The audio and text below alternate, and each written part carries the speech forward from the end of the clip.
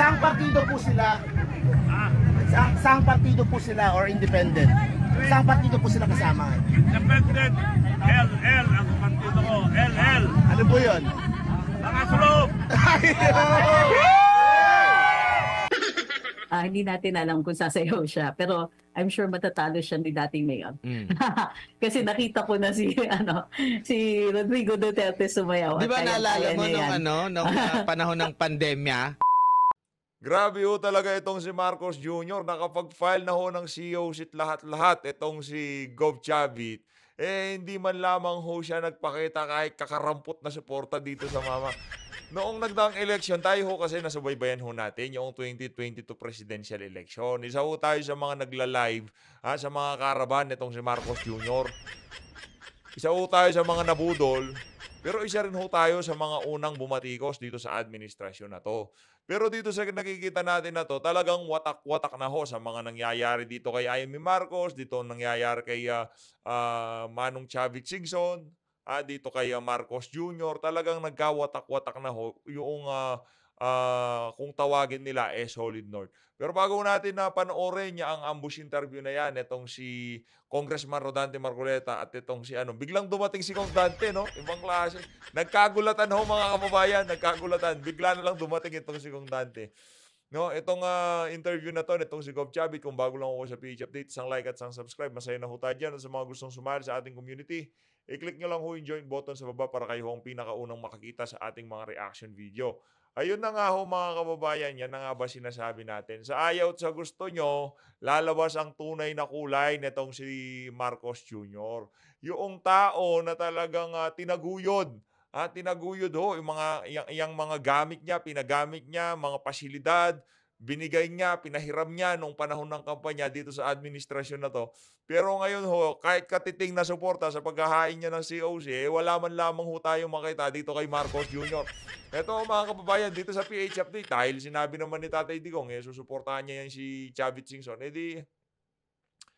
pakita ho natin itong mga video niya. Ito mga kababayan, ano ho ba partido niya? Ito, pakinggan ho natin, game. Senator Chavit, saang partido po sila? Saang partido po sila or independent? Saang partido po sila kasama? Independent. LL ang partido ko. LL. Ano po yun? Nakasulog. Pero ito ho, itong si Chavit, maano ho ito, kaya biglang sumikip po itong senatorial race dahil dito sa mga malalaking pangalan na to. Sa totoo lang kaya ho sumikip yung senatorial race kagaya dahil ho yan sa mga individual na kagaya nitong si Gov Chavit Singson. Nandiyan pa ho yung macho black, di ba? Yung macho black kung tawagin, yung macho-machohan, wala namang muscle pagdating diyan sa Senado, yang si Soto, yang si Lacson, yang si Lito Lapid. Malalaking pangalan ho yun, hindi biro ho yun mga kababayan. Talagang pabalik-balik na lang ho sa Senado. Yung pagka naisipan nilang magsisenador, mabilis pa ho sa alas 4, nakakaupo yung mga walang yan. O sino pa ho ba? Etong si Manny Pacquiao, isama na ho natin dyan. Etong si Camille Villar, kahit sabihin ho nating bata yan na walang alam, o hindi ho natin malaman kung anong gagawin yan sa Senado. Pero, Villar pa rin ho yan. Yung makinarya, yung pera, kaya ho nilang trumabaho. At ma-impluwensya yung pamilya na yan. Yung mga mayor, mga gobernador. Pagka sinabi nitong mga Villar na to, isama nyo itong si Camille Villar. Isama. Panigurado ho mga kababayan, matatrabaho nila yan. Kaya ho natin ipinapakita itong mga video na to at pinag-uusapan itong mga high-profile senatorial candidate na to dahil yan ho ang ating mga makakasagupa sa susunod na eleksyon. Actually, ngayon pa lang eleksyon na meron na nga nag-early campaigning Yung mga crocodile naglalakad na sa daan, di ba? Di ba? Nakita niyo naman yung iba dyan, yung mga mayor, yung tinatakbo nila, nakikipagkamay-kamay na sa karsada. Kaso ang problema, pag nakita sila ng mga tao dun sa lugar na tinatakbuhan nila ng pagka-mayor, nagtatago ho yung mga tao. Sila ho yung mga makakalaban natin. Sila ho yung, itong mga tao na to, may pera, may impluensya. Lahat to, meron sila. Ang wala lang ho sila, ang pagmamahal ng sambayan ng Pilipino. Ang pagtitiwala ng mga taga-suporta ni dating Pangulong Rodrigo Duterte na itong mga individual na to, tatayuan nila yung tama pag naupo sila sa Senado. Sino ho ba itong mga talagang susuportahan natin? Kilala nyo na ho yung mga yan. Pero ano nyo lang mga kababayan na antabay lang ho tayo sa mga susunod na buwan o sa mga susunod na araw pag naglabas na ng official na listahan itong si dating Pangulong Rodrigo Duterte, doon na ho, mababakbakan na ho natin ang ating pagpapakilala dito sa mga individual na to. Pero ito si Gov. Chavit, pakinggan ho natin mga punto de vista. Ngayon naman ho mga kababayan, lipat ho tayo dito kay Senator Risa Hontiveros. Ibang klase ho talaga tong ali na to, ibang klase. Sino ho ba kayo para sabihan ng ganyan itong si Pastor Apollo Kibuloy? Ano ho bang napatunayan doon sa inyong kinandak na hearing dyan sa Senado kaugnay doon sa mga nagreklamo kay Pastor Apollo Kibuloy? Nasaan na ho yung committee report nyo? Ano hong batas ang inyong ile-legislate kaugnay dyan sa mga investigasyon na ginawa nyo dyan? Ang alam lang ho natin dito, Senator Risa, kayo ho, ang pangit ng track record nyo pagdating sa mga testigo at resource person dyan sa Senado. Yun lang sasabihin ho natin. Napakapangit ho ng track record niyan. Base ho dito kay Attorney Ferdy Topacio, talagang hindi ho mapagkakatiwalaan yung alin na yan pagdating sa mga resource person. Kaya yung mga hinihain niya hong mga di umanong victim survivor ni Pastor Apollo Kibuloy, sa susunod na administration, magbabalik taran ho yung mga yon panigurado. At ikukwento nila sa sambayan ng Pilipino kung paano sila kinausap ng opisina nitong si Risa Hontiveros. Senator Risa Hontiveros has trolled controversial Kingdom of Jesus Christ founder Pastor Apollo Kibuloy to have a bit shame after she learned that the later filed of a certificate of candidacy for senator in the May 2025 election. Hayaan nyo hong magdesisyon ng sambayan ng Pilipino. Isa lang naman ho ang boto nyo. Di wag nyo ho siyang iboto. Ganun lang naman ho kadili yun. Wag nyo hong stressin ang sarili nyo. Senator Risa, tatanda ho ang mukha nyo yan. Tanda-tanda na ng mukha nyo. Lalo pong tatanda. Huwag kong ganyan, okay? Ayusin ho natin mga desisyon natin sa buhay. Ito, lipat ho tayo dito kay Attorney Vic Rodriguez. Ito ho, yung mga sigurado ng susuportahan itong si dating Pangulong Rodrigo Duterte, ang ating mga susuportahan sa 2025 midterm election. Ito, si Congressman Rodante Marcoleta, isa ho, itong si Congressman Rodante Marcoleta, ang talagang isa sa mga kamay na itinaas nitong si dating Pangulong Rodrigo Duterte. Ayos. Saludo ho tayo dito. Napakahusay nitong mama na to. Sino pa ho ba? Itong si Attorney Jimmy Bondoc. Ayos din ho yan kasi abogado na yan eh. Saka, lagi kong sinasabi dito yung pagbabalansin natin. No? Balansihin ho natin. Hindi ho pwedeng puro galing, puro degree o may doctorate o kung ano man natapos niyan sa kanyang pag-aaral, no? Kasi kadalasan ho yung mga matatalino, sila yung pinakamagaling mangurakot. 'Di ba? Kung tawagin nila, yung iba diyan galing pang magagandang universidad. Di na una tayo magbabanggit. Si Kimbo, saan ba galing yan? Hindi ko sinasabing corrupt si Kimbo pero sinasabi ko lang dito yung transformation ng buhay niya from rag to riches talagang mind-blowing, ika nga. Diba? Ibang klase ho itong saan galing universidad yan. Kadalasan kung sino pa yung mga matatalino, kung sino pa yung magagaling, kung sino pa yung mga mahuhusay sa batas, sila ho ang marunong magaling ikutan ng batas. Kaya balansihin lang ho natin. Ito na ho mga kababayan. Lipat ho tayo dito kay Daddy D. Bigla hong sumulpot itong si Congressman Rodante Marcoleta. Talagang pinagkaguluhan ho itong mama. Pagkapanuhin natin ito. Grabe naman yan. Grabe, pagka itong si Congressman Rodante Marcoleta, talagang naririnig ho ng mga vlogger ang pangalan niya. Talagang pinagkaguluhan ho yan. Shoutout dito kay Daddy D. Shoutout, palakpakan natin ang klase. Ayan ho si Congressman Rodante Marcoleta. Ito ho ang ating alam niyo anong tawag ho dito kay PH Update. Ito yung ating campaign mode. Ganyan ho. Nung 2022 national election, ganito ho yung ating datingan noon. No, yung mga karaban talagang binibigyan ho natin ng live reaction at talagang napakarami ho nating napakaraming sumusubaybay ho noong mga panahon na yon doon sa ating mga video. Ayan o, si Congressman Rodante Marcoleta, iinom muna ng tubig. Siyempre, madami-dami hong ilalatag ng mga punto de vista yan na talaga namang magugustuhan ng ating mga kababayan. Okay? Tanungan na, game na. Pagpaka na. Unang-una po ay gusto ko pasalamatan ang lahat po ng participants, lalong-lalo na po kayong mga kawani ng media, sapagkat napakalaki po ng papel na inyong gagampanan, lalong-lalo na po sa pagpapahayag at pagkakalat ng magandang balita. Ako po ay nag-file ng aking candidacy bilang isang senador, ngunit independent, sapagkat gusto ko pong maging susi ng aking pagiging independent ang pagkakamit natin ng pagkakaisa.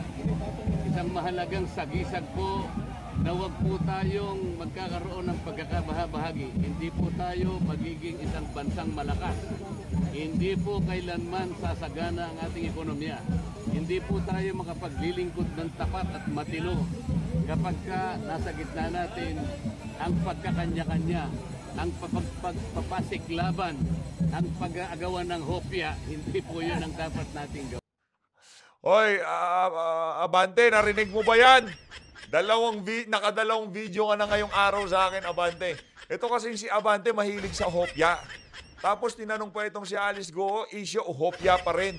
Halatang bitter siya dito kay Congressman Rodante Marcoleta. Kong Dante, ako naniniwala naman ho ako sa inyo, sa mga sinasabi nyo, na dapat ngayong mga panahon na to ay nagkakaisa tayo. Yung mensahe ng pagkakaisa, believe ho tayo dyan. Wala ho tayong problema dyan. Hindi ho tayo against yan. Magkaisa yung mga tao, mga Pilipino na naghahangad ng tunay na pagbabago. Magkaisa tayo lahat. Okay tayo dyan. Walang problema. All in, ika nga. Ibibigay natin yung 10,000% natin kay Congressman Rodante Marcoleta doon sa pagkakaisang tinatawag, yung pinapanawagan niyang pagkakaisa. Pero, ito lang yung sinasabi ko dito. Yung mga kurakot, yung mga walang ginawa kundi mamigay ng ayuda, yung mga nagyabang ng 5,500 flood control at maya-maya baha ang buong majority sa mga mababang lugar sa ating bansa. Doon sa tinutukoy na pagkakaisa nitong si Congressman Rodante Marcoleta. Kung yun ang mga makakasama natin, parang kumbaga medyo nakikiliti tayo dyan. Ayaw natin ng ganun. No? Medyo didistansya tayo ng konti. Yung makakasama natin dito sa pagkakaisa na to, na tinutukoy ni Congressman Rodante Marcoleta, yung mga Pilipino na uhaw at gutom sa tunay na pagbabago. Gutom sa mga tunay na leader diyan sa Senado na hihalal sa 2025 midterm election na magbibigay ng tunay na pagbabago, maghahatid ng tangible changes sa ating pamayanan.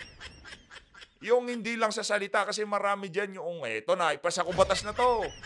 Nagawa ko to, ganito, ganyan. Pero hindi ramdam. Hindi ramdam ng mga ordinaryong Pilipino. Ang kailangan nating mga senador, yung pagka nagsalita sila, merong kasamang pakiramdam sa mga Pilipino na yung sinasabi nila nararamdaman ng mga kababayan natin. Hindi yung puro dakdak lang kagaya nitong si Tambaluslos at nitong si Marcos Jr. 5,500 flood control, MOOE, liquidation by certification. Napakarami ho natin pag-uusapan dito. Napakarami ho natin pag-uusapan at kung yung mga makakasama natin sa pagkakaisa na yan, yung mga tambaluslus na yon, ano ho tayo dyan? Medyo didistansya tayo. Talagang dapat ang makasama lang natin dyan sa pagkakaisang sinasabi nitong si Congressman Rodante Marcoleta. Lahat ng Pilipino, hindi mga politiko, Pilipinong nagnanais ng tunay na pagbabago. At yung mga, sa tingin nyo ho ba, ganito na lang. Sa tingin nyo ho ba, yung mga nasa senatorial lineup ng administrasyon, maghahatid ho ba yun ng pagbabago? Nangungulo po na yung iba dyan Diba? Lumang-luma na ho. Kumbaga sa hopya, kung Dante, luma na yung mga nasa senatorial slate nitong si Marcos Jr. Kaya kung pati yung mga yon makikipag-isa sa atin, alam nyo naman ho, nagtitake advantage yun. Pagka nakakarinig sila ng unity, lumulundag naglulundagan yung mga yon. Kaya kailangan itong pagkakaisa na bubuuin natin dito sa 2025 midterm election, pagkakaisa ng sambayan ng Pilipino, hindi kasama yung mga politikong mga walang yang politiko na hindi naghahangad ng pagbabago sa ating bansa. Tuloy. Napaka-importante po ng papel na ginagampanan ng media para malaman po ng lahat ng ating mamamayan na iisa lamang po ang daan tungo sa tagumpay ng bansa. Yun po yung pagkakaisa. Wala pong puwang ang pag-aawayan dito. Kagaya po ng nangyari sa amin sa House of Representatives. Napansin po ninyo ang inilalaban lang. Nakikita nyo ho yung nangyayari dito. Nakikita nyo ho yung nangyayari. Hindi lahat ng sinasabi ni Kong Dante, inaayunan natin. Yung mga punto de vista natin, hatin ho itong ilalabas. Kasi pagka nagpaka-plastic tayo dito, mararamdaman ho yun ng mga viewer. Mararamdaman ho niyan na namamangka ka sa dalawang ilog. Dapat kung tayo mo para sa sambayan ng Pilipino, para ka sa sambayan ng Pilipino. Para itong si Congressman Rodante Marcoleta, di ba? Ay katwiran, katarungan, pati po Tinayuan yung niya. sarili naming tuntunin, ayaw na po nilang sundin. Correct. Sila pa po ang nagapo natin ay hindi po natin sinusunod. Correct. O anong ginawa ni Kong Dante? Anong ginawa ni Kong Dante doon sa mga politiko na yon? Tinayuan ho niya. Na ano ho ba siya? Nag-alinlangan ho ba siya? Na baka tanggalin ako dito sa mga committee na to. Ganito mangyari sa akin, magurgur yung mga committee vice chairmanship ko, yung mga membership ko. Nag-alinlangan ho ba itong mama? Hindi ho. Ibig sabihin, hindi ho siya nakipag-isa doon sa intensyon, masasamang plano ng kanyang mga walang yang kasama dyan sa House of Representatives. Yun ho ang tinutukoy natin. Kasi meron nung sariling unity ang mga walang yang yan. Yung mga aso ni Tambaluslos, yung mga aso nitong si Marcos Jr., meron ho silang sariling unity. At yung unity na yon, hindi ho natin alam. Basta nakikita lang ho natin, kaliwat kanan ng pamimigay ng ayuda. Akala ko siguro nila kung mamigay sila ng ayuda, gagana yon para sa kanilang pabor, para sa pabor nila. Para sa advantage nila. Hindi ho gagana. Kasi sa pangalawa, ayuda, masarap yan, maganda yan. Salamat ang Pilipino dyan. Pero pagka mayat-maya na lang, lahat na lang pinupuntahan mo, binabatuhan mo ng ayuda, hindi na ho natutuwa ang sambayan ng Pilipino dyan.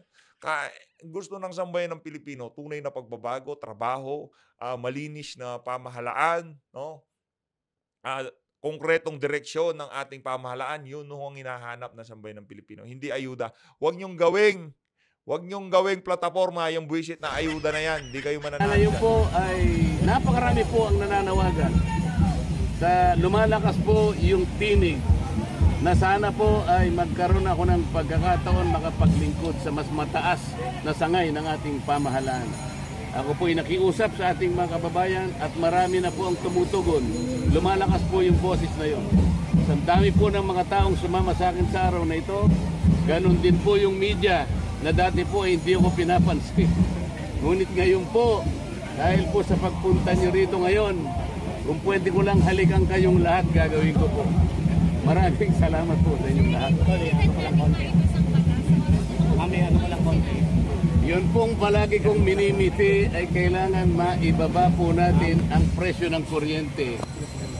Matagal na panahon ko pong ginawa ito. Ngunit sa napakaraming mga kalaban po sa House of Representatives, yung 10 panukalang batas ko po na meron pang matching na 12 resolution tungkol po sa pagpababa ng kuryente ay hindi po natupad sa dami po ng mga kalaban. Napakarami po ng mga kalaban doon. Ang interes po ng maraming mga oligarko ay nandoon po. Yun na nga ho yun. Yun na nga sinasabi natin doon. Yung mga politikong pinagtatanggol nila ang interes nitong mga oligarko, mga mayayamang mamumuhunan, yung mga nakikipag-usap dyan sa House of Representatives para mapagbigyan yung kanilang mga kapritsyo, yung kanilang mga business o kung ano pa man, sila ho hindi kasama sa pagbabagong sa uniting panawagan ng marami sa mga politiko ngayon na tumatakbo ng pagkasenador sa 2025 midterm election. Ngayon naman mga kababayan, lumipat na ho tayo. Dito sa talakayan, nitong si Sir Barat, nitong si Attorney Trixie Cruz Angeles, pakinggan ho natin. Ninyo ngayon, attorney, anong nakikita mo rito? Well, hindi ito nakakagulat kasi alam natin ang mga Nograles are political turncoats anyway.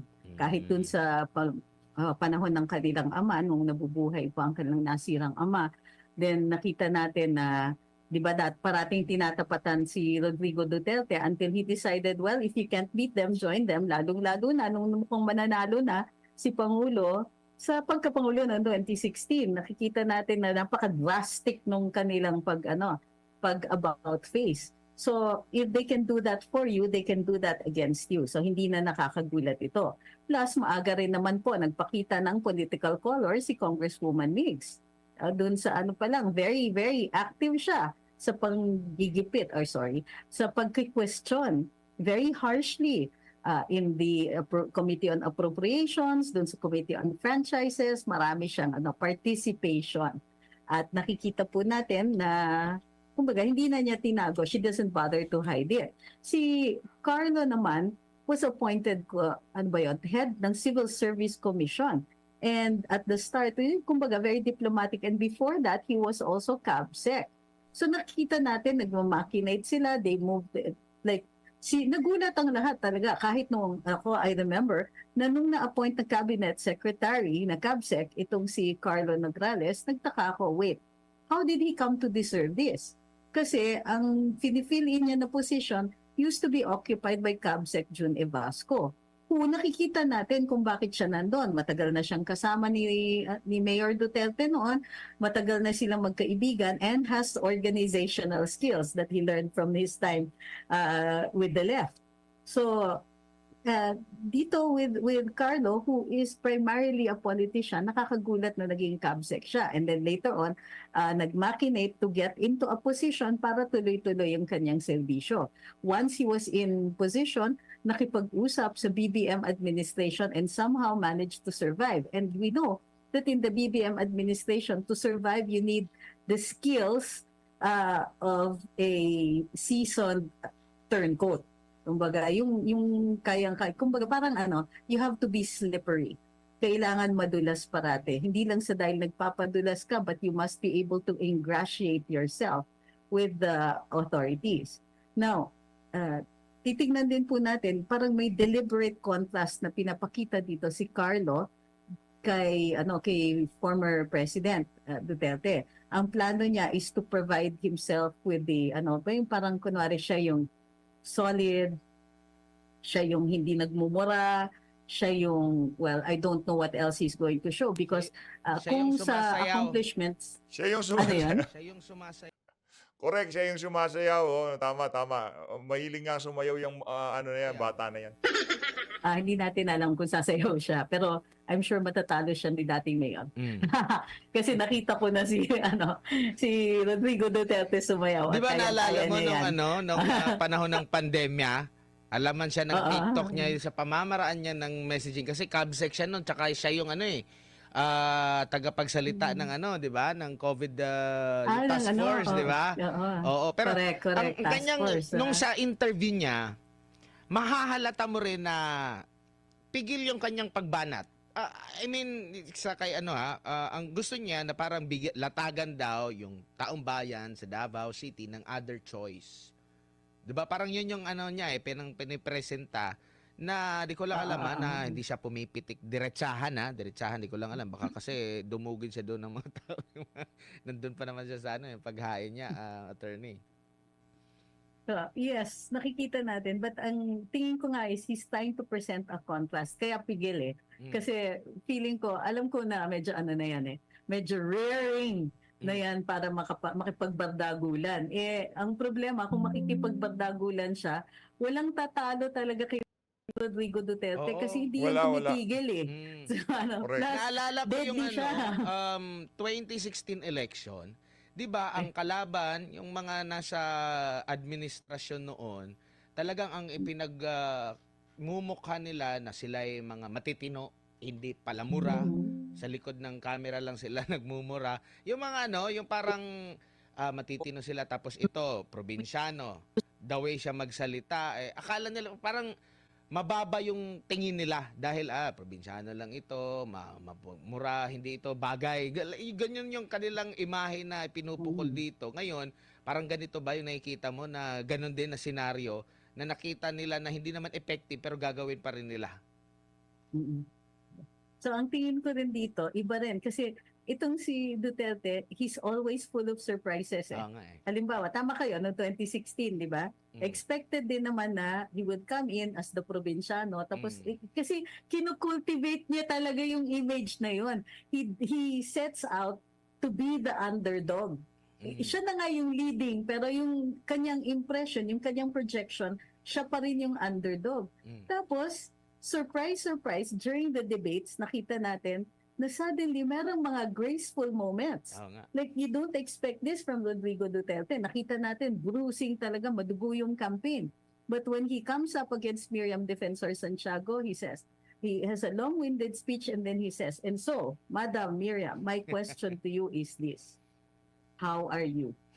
For me, di ba, that was a high point. It was very graceful. It gave a nod dun sa capabilities ni Miriam Santiago. And at the same time, ayaw niyang makipagbardagulan because he knew she was sick. So he wasn't intending it to be a bruising campaign. He was even willing to give her all the points for this particular debate. But he was more concerned about her well-being. Yung bigla kang gaganunin, when nag-expect mo ka na na bardagulan talaga to na bakbakan, and then in the middle of that, he will drop Tsaka meron din grace siyang note. pagpuri na mas bagay ka maging presidente. Binanggit niya rin yun. Ganyan. Correct, Oo. correct, Diba? correct. So, May mga ganyan, di ba? So, yung self-effacing, yung humility niya, gana. And then, sometimes naman, you come into the, dun sa, let's say, magpo-press conference siya, and he starts off very well. And then suddenly, in the middle of that, he'll interrupt his own speech. Tapos, kung he will let loose a stream of unprintable remarks against somebody. Morales. At hindi rin siya Yes, binangga ng mga Duterte. I mean, mismong mga Duterte ang bumangga sa kanya. Hindi. Merong kandidato ang mga Duterte, pero hindi yung apelidong Duterte. So first time talaga na magkaroon siya ng mababangga na mga Duterte at Nograles. Pero ang tanong ko, meron bang possible na mawala sa mundo ng politika after na itong 2025? Kumbaga, matatalo na mabubura sila dahil makukuha nila yung Meron ka bang nakikitang ganyan? I think you have somebody in mind. Sino yung iniisip mo, I mean, Admar? yung parang yung mga yung halimbawa pagpalagay natin kasi yung mga Duterte talaga parang na yan kilalang kilala ng buong Davao national Yes, pa nga kinalaban lahat ng posisyon pa kinalaban sa hindi pala lahat yung mayor tsaka yung first time talaga yung sa kanilang distrito. Possible ba meron ka ba nakikita na maaring mabura sila itong mga Nograles after nitong 2025? Ayoko kasi magsalita ng tapos kasi merong factor yung national support, yung support ng administrasyon for the Nograleses. So, ang kailangan bantayan natin is the possibility that the people of Davao might not really be heard. Kumbaga, ngayon pa lang alam natin, bago yung sistema, hindi pa natin nababatikos ang biro. Hindi pa masyadong lantaran tungkol how this is going to work and how the vote is going to be protected. So that's always at the back of my mind, and I know at the back of the mind of many of our voters. Pero you're right, ang tingin ko dyan is that if it comes na the Duterte juggernaut just eats up alive the remaining Nograleses, and yun nga, my take on this one is that without their father, they need a big win. They need this. Kailangan talaga ang tapatan nila isang malaking opponent to make a name for themselves. Otherwise, yun nga, they're in danger of becoming obsolete. Pagka na-reestablish, pagka the Dutertes expectedly win, then saan sila pupulutin? I think that's that more like instead of mabura, pero actually mahirapan tayong mahanap kung saan sila pupulutin. I don't doubt that Carlo Nograles or even Migs will try to, palampasin nila yung 1-year period at maniningil na, we've been very good soldiers of this administration. Baka naman meron kaming pwesto pwede dyan. And naman this administration, unpredictable sila sa kanilang mga appointments. So I think that they will try to survive, but it will be very, very difficult in this election. Tama kayo This is, alam mo yan, do or die. If they have to win, wala silang choice. They have to win. They have to win at least one, isang kandidato nila. Ang pinakamalaking taya dyan is, well, of course si Carlo because it's the old Carlo. man he's up against. Pero ako, ang tingin ko sa mga ginawa ng administration dito kay Congressman Pulong, he has a clear underdog image. And you know how Filipinos love underdogs.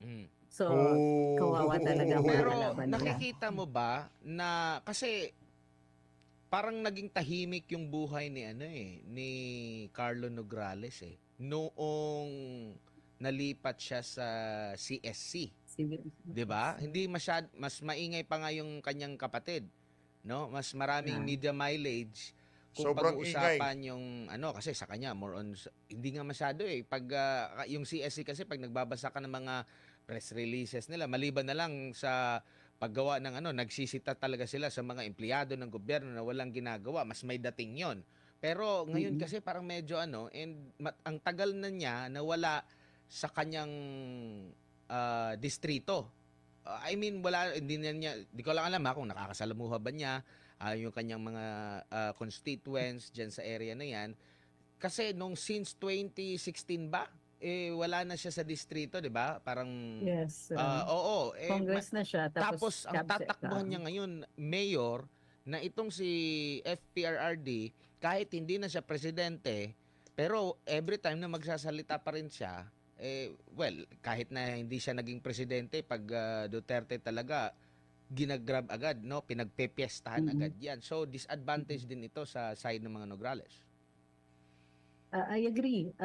In the case nga of Carlo, matagal nga siyang, yung presence niya wala doon. However, it's also possible kasi that medyo tago kasi yung chair ng civil service. The Civil Service Commission basically runs itself.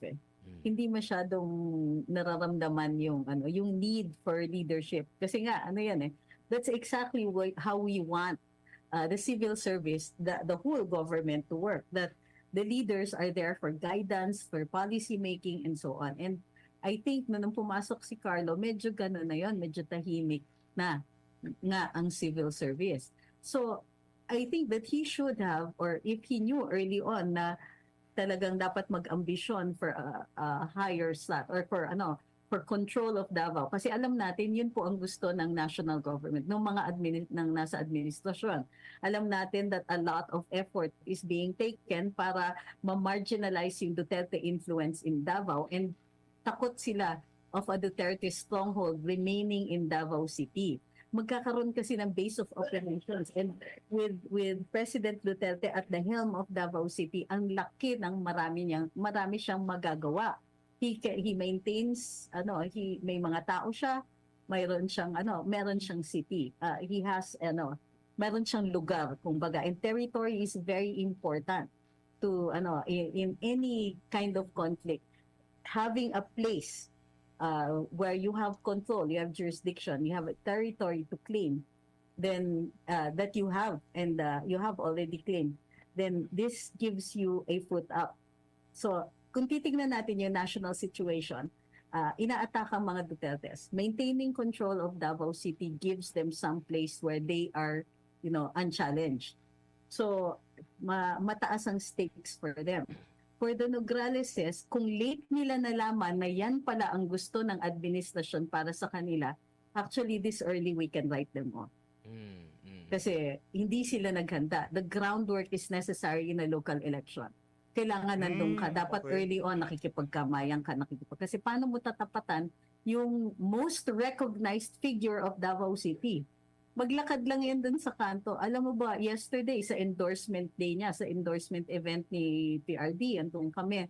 Ito in a restaurant in Malate na malalaki yung windows. Alam niyo, nadatnan lang siya ng mga passers-by and a crowd gathered outside. And that crowd did not go away. Hindi kumonte ang mga tao na nasa labas, just waiting for a glimpse of him. Kinakawayan siya, sinisigawan siya. This is Manila. This is not his hometown. Imagine what would happen. Hindi yan yung nagbibigay ng ayuda, nagbibigay ng 5,000. Talagang susundutin itong si Sir Akbar. Ayun na nga mga kababayan, napakatindi ho ng mangyayaring eleksyon dyan sa Davao City. Pero panigurado, kasi wala ho talagang panalo si Carlo Nograles. Tapos na ho ang election dyan. Ngayon, kung yung inaasahan nitong mga Nograles na to, yung magic ng Miro, magic ng mga bangag dyan sa Malacanang, kung paano nila babaliktarin o paano nila mamanipulahin ang eleksyon na yan, magkakagulo ho ang Davao. Magkakagulo ho ang mga tao dyan. Yun ang sigurado dito. Ayun na nga mga kababayan, dito na ho natatapusin ang ating reaction video. Maraming salamat po sa pag-support sa PH Update. Mag-ingat po kayong lahat. Mahal lahat ng Pilipinas.